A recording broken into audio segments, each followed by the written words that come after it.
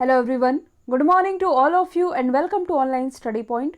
दोस्तों, आज है 18 मई और आज की इस वीडियो में हम 18 मई से रिलेटेड करंट अफेयर के सभी इंपॉर्टेंट क्वेश्चन को कवर करेंगे। तो यदि आप लोगों को इस वीडियो की पीडीएफ चाहिए तो आप हमारे इस मोबाइल एप्लीकेशन को भी इंस्टॉल कर सकते हैं, जिसमें आप लोगों को डेली क्विज, फ्री पीडीएफ और प्रतिदिन के करंट अफेयर का ऑडियो भी मिल सकेगा। लिंक डिस्क्रिप्शन बॉक्स में दी हुई है। स्टार्ट करते हैं हमारा पहला क्वेश्चन। हाल ही में तौकते चक्रवात ने सबसे ज़्यादा किस देश को प्रभावित किया है? तो तौकते चक्रवात आप सभी जानते हैं, ये भारत में भी चर्चा का विषय बना हुआ है। सबसे ज़्यादा इसने भारत को प्रभावित किया है और सबसे ज़्यादा इसने भारत के पश्चिमी हिस्से को प्रभावित किया है। और साथ ही आप ये भी याद रखेंगे कि भारत में 2021 में आने वाला ये पहला चक्रवात है तौकते, और इसका नाम तौकते ही होगा। मतलब कि इसका नामकरण किसके द्वारा किया गया है? इसका नामकरण म्यांमार के द्वारा किया गया है। जबकि लास्ट ईयर जो दो चक्रवात चर्चे में थे, एक तो था निसर्ग। निसर्ग का जो नामकरण है ये बांग्लादेश के द्वारा किया गया था। ये मैं आप लोगों को इसलिए बता रही हूँ क्योंकि ये दोनों ही क्वेश्चन एग्जाम का पार्ट बन चुके हैं। जबकि जो अम्फान चक्रवात रहा था, इसका नामकरण थाईलैंड के द्वारा किया गया था, और अब इस तौकते चक्रवात का नामकरण किया है म्यांमार ने। तो सबसे पहले यदि हम बात करें इस चक्रवात की, तो इंडिया के मैप में ये जो आप देख रहे हैं, ये है चक्रवात की इमेज। और ऐसी इमेज किसके द्वारा जारी की जाती है? तो इन्हीं सब चीज़ों के लिए भारत के द्वारा अंतरिक्ष में कुछ सैटेलाइट छोड़े गए हैं, इनके द्वारा ये इमेज भेजी जाती है। अब यदि हम बात करें चक्रवात की, ये होते क्या हैं? तो एक लाइन में आप याद रख सकते हैं कि एक गोल घेरे में घूमती हुई जो हवा है, यही कहलाती है चक्रवात। ये मेनली दो प्रकार की होती हैं। कौन कौन सी? एक तो है शीतोष्ण कटिबंधी, एक होती है उष्ण कटिबंधी। अब ये क्या होता है? तो ग्लोब में यदि आप देखेंगे, हालांकि ये दूसरा ग्लोब मैंने लगा दिया, यहाँ दूसरी इमेज होनी चाहिए थी। यहाँ उत्तरी शीतोष्ण लिखा हुआ है, जबकि यहाँ शीतोष्ण कटिबंध वाला मैप मैंने यहाँ ऐड करना था। तो वैसे ही मैं आप लोगों को समझा देती हूँ। जैसे कि ये है जो इक्वेटर, इक्वेटर यानी कि 0 डिग्री आप कह सकते हैं, या इसे आप भूमध्य रेखा के नाम से जानते हैं। तो भूमध्य रेखा से 23.5 डिग्री ऊपर और 23.5 डिग्री नीचे, यानी कि आप कह सकते हैं कि कर्क रेखा और मकर रेखा, यानी कि ट्रॉपिक ऑफ कैंसर और ट्रॉपिक ऑफ कैप्रिकॉन के ये जो बीच का एरिया है, यही कहलाता है उष्ण कटिबंधी। तो हमारा देश ये उष्ण कटिबंधी वाले एरिया में ही आता है। इसके ऊपर यदि आप देखेंगे, मतलब कि कर्क रेखा के ऊपर इधर उत्तरी ध्रुव और मकर रेखा के नीचे इधर दक्षिणी ध्रुव, ये वाला जो एरिया है ये कहलाता है शीतोष्ण कटिबंधी। तो अभी ये जो तौकती चक्रवात आया है, ये आया है उष्ण कटिबंधी वाले इलाके में। और इसी चक्रवात को लेकर के हाल ही में केरल गवर्नमेंट के द्वारा रेड अलर्ट भी जारी किया गया था। और अभी हाल ही में जो IMD है, यानी कि भारतीय मौसम विज्ञान विभाग, इसके द्वारा भी चेतावनी जारी की गई है। इसका हेडक्वार्टर नई दिल्ली में है। महानिदेशक हैं डॉक्टर मृत्युंजय महापात्रा। अब यहाँ से मैं आप लोगों को कुछ एक्स्ट्रा फैक्ट डीप में बताने वाली हूँ, क्योंकि कई बार एग्जाम में कुछ ऐसे भी टफ क्वेश्चन देखने को मिलते हैं।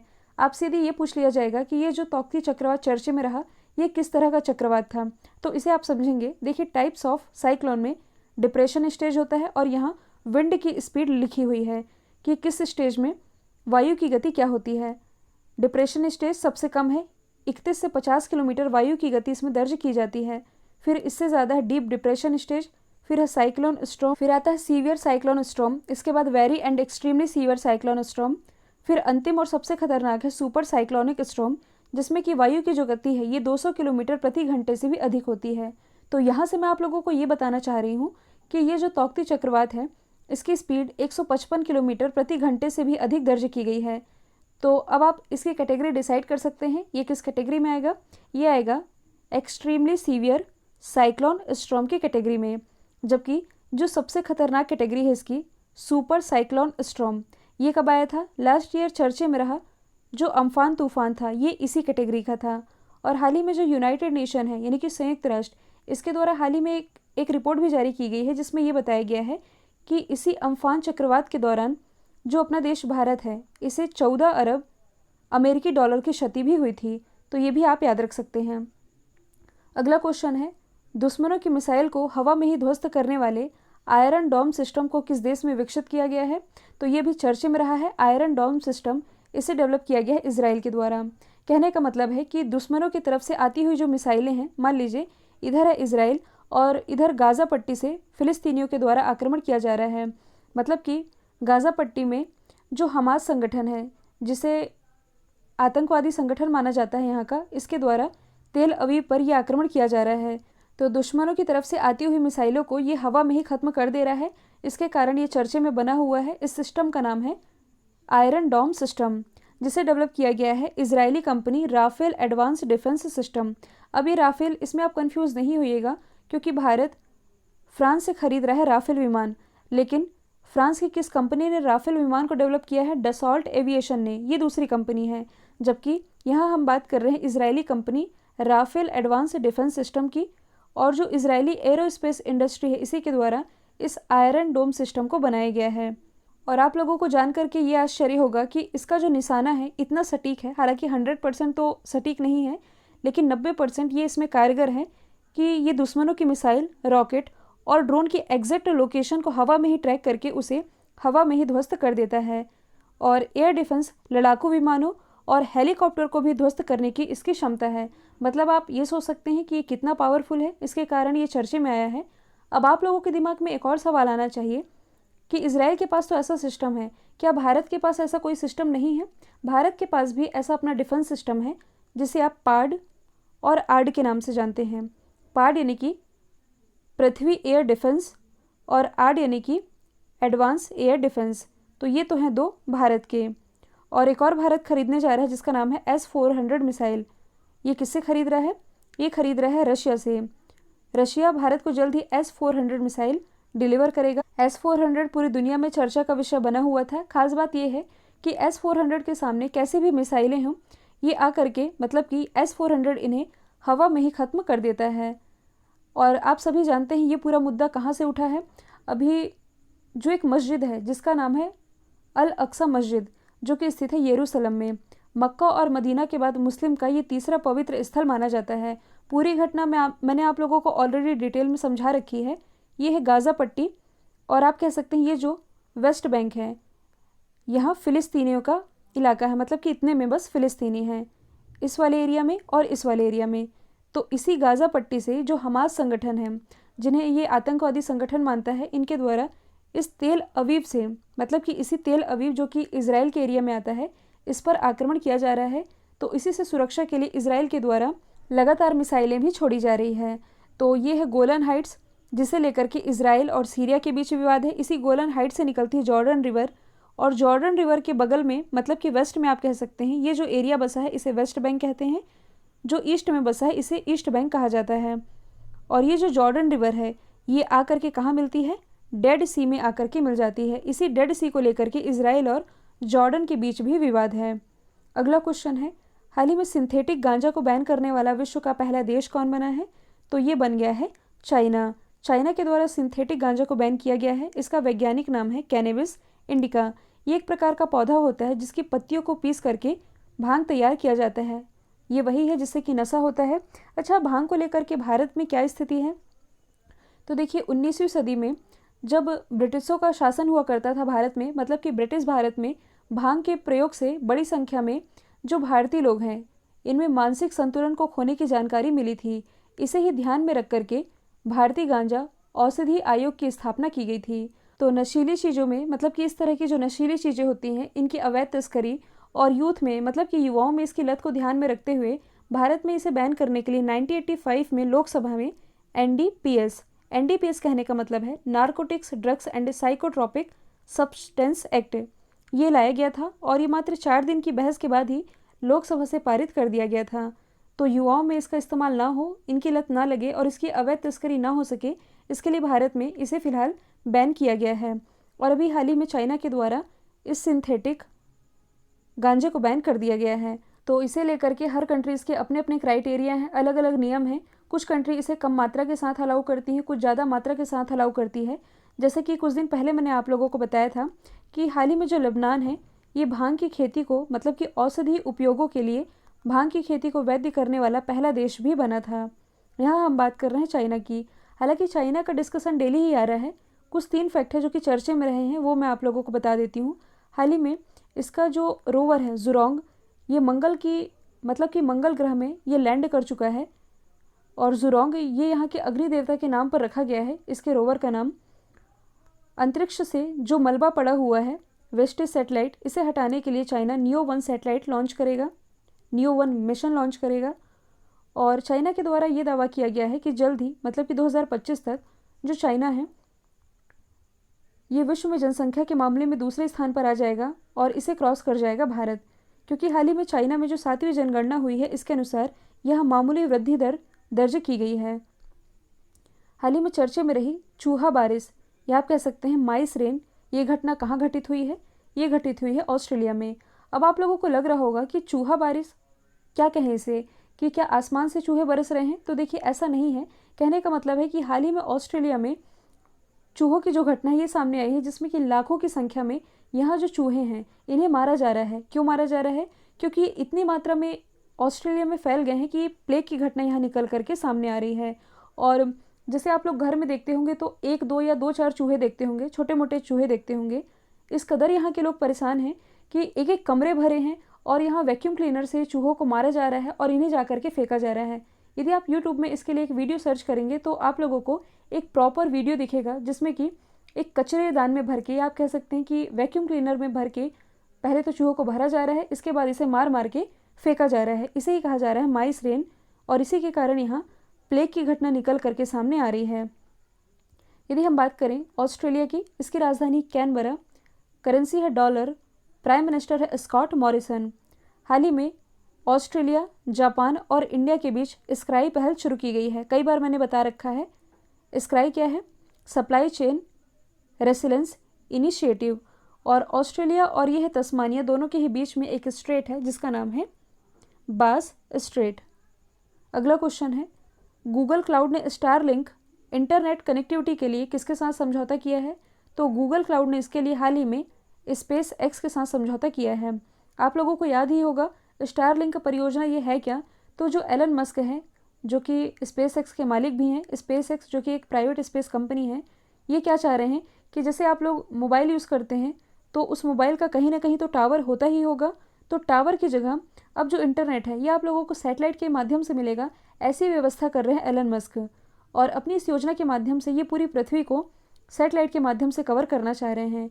और इसी के लिए गूगल ने, मतलब कि गूगल क्लाउड ने इसके साथ ये समझौता किया है, और इसके लिए 1500 स्टारलिंक सैटेलाइट को गूगल क्लाउड के ऑर्बिट में लॉन्च किया जाएगा, ताकि जो ग्राहक हैं यानी कि कस्टमर, इन्हें बिना रुकावट के हाई स्पीड के साथ इंटरनेट की फैसिलिटी मिल सकेगी। स्पेस एक्स, इसका हेडक्वार्टर स्थित है कैलिफोर्निया यूएसए में। इसके सीईओ हैं एलन मस्क।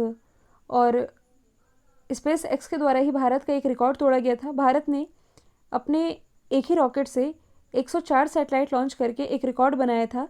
तो इसी साल एलन मस्क ने एक ही रॉकेट से 143 यानी कि 143 सैटेलाइट लॉन्च करके भारत का रिकॉर्ड तोड़ दिया है। अगला क्वेश्चन है, हाल ही में किस राज्य में मारूग्राम कोरोना मुक्ति ग्राम अभियान की शुरुआत की गई है? इसकी शुरुआत अभी हाल ही में गुजरात से की गई है, क्योंकि धीरे धीरे जो कोरोना का संक्रमण है ये गाँवों में भी यानी कि विलेज में भी अपने पैर पसारने लगा है। तो ऐसे में गांव के लोग संक्रमित ना हो, क्योंकि यदि देखा जाए तो भारत की आधे से अधिक आबादी ये गाँवों में ही निवास करती है। तो गाँव के लोगों को इससे सुरक्षित करने के लिए एक तरह का जागरूकता अभियान है, जिसकी शुरुआत गुजरात गवर्नमेंट के द्वारा की गई है। गुजरात की यदि हम बात करें तो राजधानी गांधीनगर, ये किसका निर्वाचन क्षेत्र है? गृह मंत्री अमित शाह जी का। मुख्यमंत्री विजय रूपानी, राज्यपाल हैं Acharya Devvrat. Important national park की यदि बात की जाए तो गिर, वंसदा, ब्लैक बक, मरीन, ये सभी नेशनल पार्क गुजरात में ही स्थित हैं।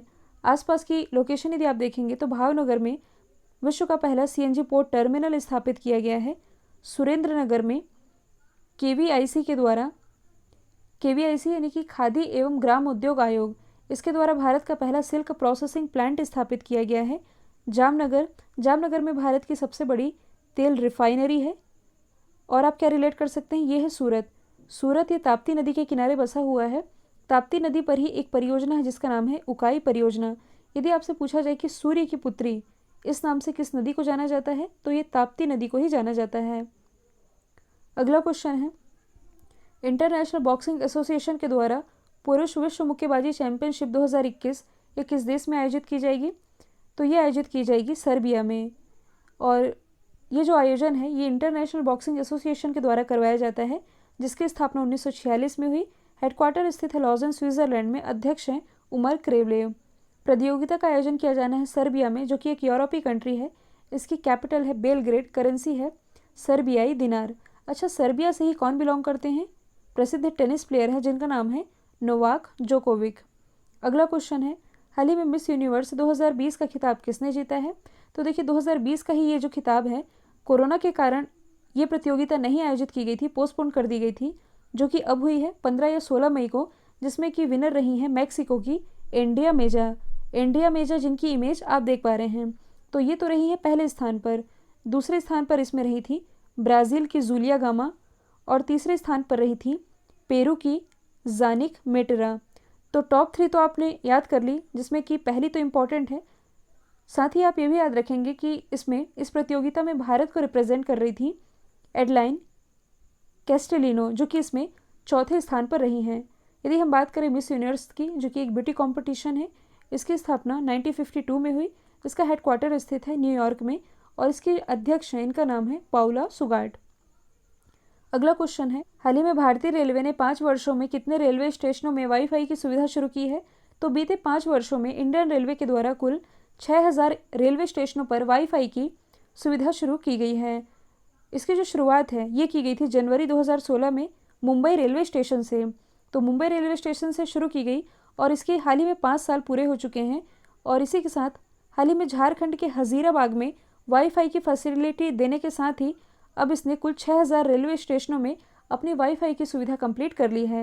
यदि आपसे पूछा जाए कि भारतीय रेलवे का जनक किसे कहा जाता है, तो ये कहा जाता है लॉर्ड डलहौजी को। और प्रेजेंट टाइम में हमारे रेल मंत्री कौन है? तो ये हैं पीयूष गोयल जी। इंडियन रेलवे से ही रिलेटेड मैं आप लोगों को अब कुछ एक्स्ट्रा फैक्ट बताती हूँ, जैसे कि हाल ही में भारत की पहली किसान रेल ये कहाँ से चलाई गई है? ये चलाई गई है नासिक के देवलाली से लेकर के बिहार के दानापुर तक। भारत की पहली ऑक्सीजन एक्सप्रेस, इसकी शुरुआत अभी हाल ही में विशाखापट्टनम से मुंबई के बीच की गई थी। भारतीय रेलवे के इंजीनियरों के ही द्वारा ये मोस्ट इंपॉर्टेंट है, चिनाब नदी पर विश्व का सबसे ऊंचाई पर स्थित रेलवे पुल बनाया जा रहा है, तो इसका नाम भी आप ज़रूर याद रखेंगे। अगला क्वेश्चन है, हाल ही में किस देश में मानव आकार जितना बड़ा एक मेढक खोजा गया है? तो इसकी खोज की गई है सोलोमन आइलैंड में। मतलब कि ये मेढक इतना बड़ा है जितना कि एक इंसान का बच्चा होता है। तो इसकी खोज की गई है सोलोमन आइलैंड में, जो कि ऑस्ट्रेलिया के पास ही स्थित है। इसकी कैपिटल है होनियारा और करेंसी है सोलोमन आइलैंड डॉलर। अच्छा, यहाँ से एक और कंट्री है जिसका नाम है पापुआ गिनी। ये चर्चे में थी। क्यों चर्चे में थी? तो दुनिया में सबसे ज़्यादा भाषाएं, यानी कि 800 से भी अधिक भाषाएं ये इसी पापुआ न्यू गिनी में बोली जाती है। अगला क्वेश्चन है, हाल ही में किस राज्य ने आयुष घर द्वार कार्यक्रम की शुरुआत की है? इसकी शुरुआत हिमाचल प्रदेश गवर्नमेंट के द्वारा की गई है और इस योजना के अंतर्गत ऐसे पेशेंट जो कि कोरोना पॉजिटिव हैं और होम आइसोलेटेड हैं, इन्हें स्वस्थ रखने के लिए, मतलब कि स्वस्थ कैसे रखा जाएगा? योग के माध्यम से इस कार्यक्रम की शुरुआत की गई है और योग के माध्यम से स्वस्थ तो रखा जाएगा, जिसके लिए इन्हें सोशल मीडिया प्लेटफॉर्म जैसे कि जूम हो गया, व्हाट्सएप हो गया, गूगल मीट हो गया, यहाँ 1000 वर्चुअल ग्रुप बनाए जाएंगे जो कि आइसोलेशन में रहने वाले कोरोना पॉजिटिव मरीजों को इससे जोड़ेगा और इन्हें योग के लिए इनकरेज करेगा। तो पेशेंट को फिजिकल हेल्थ के साथ मेंटल हेल्थ प्रोवाइड कराने के पर्पज़ से इस योजना की शुरुआत की गई है। हिमाचल प्रदेश की यदि हम बात करें तो इसकी राजधानी है शिमला। मुख्यमंत्री है जयराम ठाकुर, राज्यपाल है बंडारू दत्तात्रेय। हाल ही में हिमाचल प्रदेश के चंबा में ही बादल फटने की घटना सामने आई थी। हिमाचल प्रदेश के लाहौल स्पीति में भारत में पहली बार हींग की खेती ये शुरू की गई है। इसके अलावा आप और क्या रिलेट कर सकते हैं? तो न्यू एजुकेशन पॉलिसी लागू करने वाला भारत का पहला राज्य ये हिमाचल प्रदेश है। ये जो आप देख रहे हैं धर्मशाला, इसी धर्मशाला में स्थित है भारत में सबसे ऊंचाई पर स्थित क्रिकेट स्टेडियम। लेकिन अब भारत में सबसे ऊंचाई पर स्थित क्रिकेट स्टेडियम ये बनने जा रहा है रोहतांग दर्रे के पास जो अटल टनल है, इससे 8 किलोमीटर दूरी पर ही। हालांकि ये हिमाचल प्रदेश में ही बनेगा। फिर अगला क्वेश्चन है, विश्व उच्च रक्तचाप दिवस यानी कि वर्ल्ड हाइपरटेंशन डे ये कब मनाया गया? तो ये 17 मई को मनाया जाता है। तो हाई ब्लड प्रेशर के बारे में लोगों को अवेयर करने के लिए ये दिवस मनाया जाता है, क्योंकि स्वस्थ मनुष्य का जो बीपी है ये कितना होता है? 120/80। तो इसी के लिए लोगों को अवेयर करने के लिए ये दिवस मनाते हैं, जिसकी थीम थी, मतलब कि इस साल की थीम थी अपने रक्तचाप को सटीक रूप से मापना, इसे नियंत्रित करना और लंबे समय तक जीवित रहना। कल जो मैंने आप लोगों से सवाल पूछा था इसका राइट आंसर था KP शर्मा ओली। अब आप लोगों के लिए आज का सवाल है, अजंता नियोग ये किस राज्य की पहली महिला वित्त मंत्री बनी है? इसका जो भी आंसर कमेंट बॉक्स में बताइएगा। वीडियो यदि पसंद आया है तो लाइक कीजिए, शेयर कीजिए और चैनल को सब्सक्राइब करना बिल्कुल मत भूलिएगा। आज के लिए इतना ही। Thank you so much.